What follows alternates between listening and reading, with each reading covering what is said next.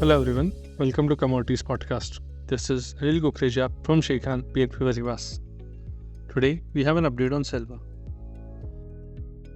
On the daily chart, silver has breached a previous swing high while trading with a higher high formation underlying the bullish bias.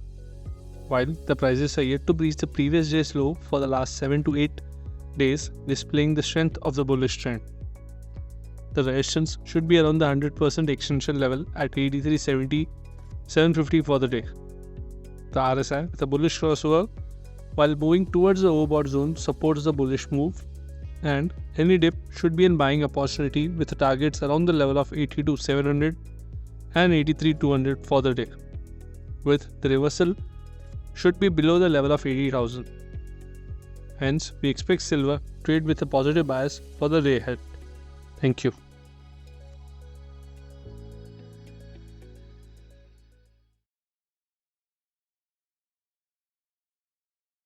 Investment in securities market are subject to market risks. Read all the related documents carefully before investing.